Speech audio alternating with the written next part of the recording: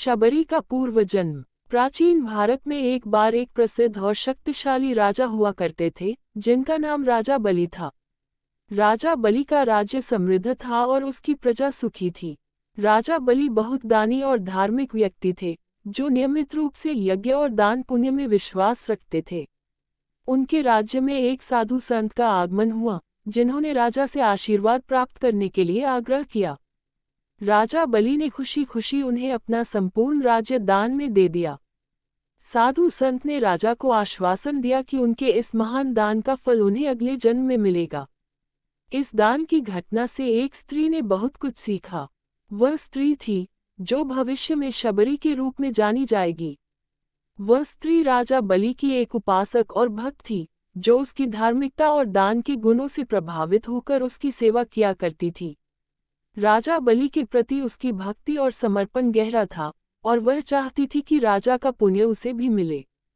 अचानक एक दिन राजा बलि की मृत्यु हो गई और उसकी आत्मा स्वर्गलोक चली गई।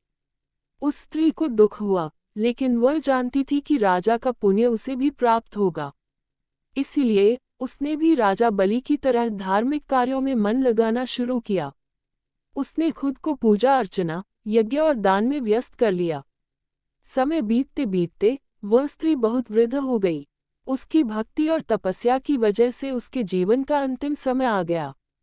वह जानती थी कि उसकी आत्मा अगले जन्म में आएगी, और उसने प्रभु से प्रार्थना की कि वह उसे एक दीनहीन स्थिति में भेजे, ताकि वह खुद को परख सके कि क्या उसकी भक्ति और तपस्या का परिणाम सही था या नहीं।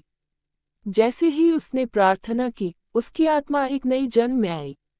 इस नए जन्म में वह स्त्री एक गरीब आदिवासी जाति की महिला के रूप में पैदा हुई, जिसका नाम शबरी रखा गया। शबरी का जीवन अत्यंत कठिन था। उसकी गरीबी, भूख और सामाजिक स्थिति ने उसे बहुत सारी समस्याओं का सामना करना पड़ा। लेकिन शबरी ने कभी भी अपने पूर्वजन्म की भक्ति और तपस्या को नहीं छोड़ा। उसने जंगल में एक गुफा में निवास किया और रोजाना भगवान की पूजा की। समय के साथ शबरी के साथ एक और महत्वपूर्ण घटना घटित हुई।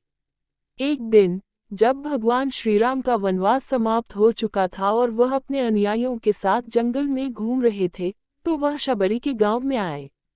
शबरी ने भगवान श्रीराम का स्वागत बड़े प्रेम से किया। हालांकि शबरी का जीवन कठिन था और उसके पास भोग लाभ की कोई वस्तु नहीं थी, लेकिन उसने भगवान को जूठे बेर दिए, जो उसने अपने जंगल में एकत्रित किए थे।